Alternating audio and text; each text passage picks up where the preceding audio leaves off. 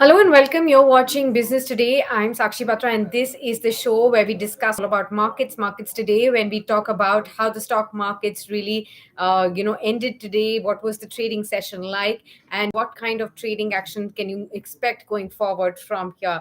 Well, if you see the stock markets had a very gap down opening, a sharp gap down, over a percent. The downtick was seen right at open. The Sensex gave up 700 and 900 points right in the initial trading action as well, and this was largely on the back of the weak global cues, the fall in US markets, the weakness in the Asian markets following the Ukraine Russia crisis that continues to escalate, the war that rages on, killing more people, impacting humanity in both Russia and in Ukraine, and of course the loss of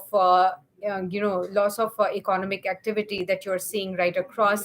And this is sending jitters all across the globe as to what could this mean for the world economy at large. We are already seeing the implications on the back of the crude oil prices surging over 110 $111 a barrel.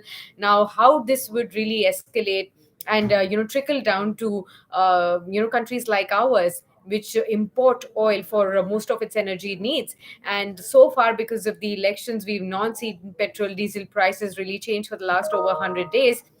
But soon after the elections, there is a wide expectation and anticipation that the crude oil prices and the jump right there might come in as a sudden shock to Indian consumers as well.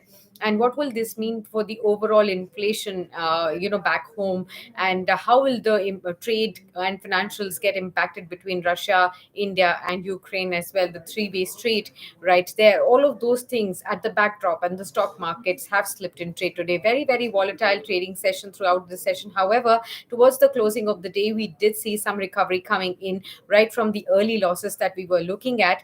And the markets cut those losses. We ended, however, in the red for the second consecutive row, but still recovered most of the losses of the initial trading action as well. Now, if you see the closing levels, the Sensex fell about 689 odd points, or 1.2% odd, at 55,557. The Nifty also shed 165 odd points, or about a percent, and ended at 16,628. About 1642 shares advanced in trading action today. 1537 shares declined. 101 shares remained unchanged. Among the sectors, it was the autos and the banking index that shed by 2% odd each, while buying was seen in metal and power stocks today. So losses in financials, in autos, in pharma stocks definitely pulled the headline indices lower, but it was the gains in metal and the oil and gas counters that kept the downside in check. Of course, it was the weakness across the global markets amid the escalating tensions between Russia and Ukraine that has dampened the investor sentiment. The India VIX, which is the fear index, and that rose about 2.3%, settled at 29.2 for the day, having soared as much as almost 8% during the trading session as well. Now, in terms of specific stocks, of course, the auto stocks were in focus today after the auto sales numbers. Maruti Suzuki was the worst Nifty performer. Bajaj Auto shares also fell by 5% after the reporting of the monthly sales numbers. M&M jumped about 2% on February sales as well. And Bajaj Auto stock, in fact, corrected following the lowest sales in the previous month. That have been seen since May 2021. The automaker's total sales were down 16% on a year-on-year basis at 3.16 lakh units. The domestic sales slipped by 32% year-on-year at 1.12 lakh units as well.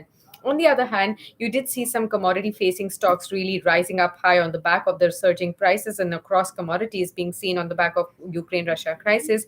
Coal India was buzzing in trade. Coal prices hit an all time high, and overnight we've seen coal prices gaining by 5.5% to trade at US dollars 302 per ton.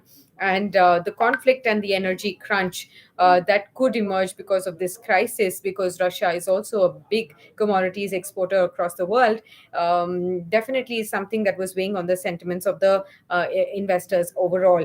Now, talking about the specific levels that technical experts are seeing that will be important for the traders to watch out for, however, and they say that 17,400 will be an important level to track from the short term perspective. Sustaining above 17,400 levels, they expect the markets to really bounce from these levels and trade in the range up to 17,800. Technical indicators, however, do point at some more volatility to come in the coming days as well. But that's as far as what the closing session looked like, the action in today's trading session. But definitely all eyes on the developments on the Ukraine Russia front till the time we do get any clarity of the de-escalation and the war coming to an end, the markets may continuously face some more volatility. So the traders are, advised at this point in time by most of the experts to remain very, very cautious in the current trading action as well. But for long-term investors, any dips, most of the experts are saying, is an buying opportunity into quality fundamental names where the valuations are now fair. Thanks a lot for tuning in for now, but we'll keep you updated with everything that's buzzing on D Street. Thanks a lot for tuning in. Don't forget to subscribe to our YouTube channel as well.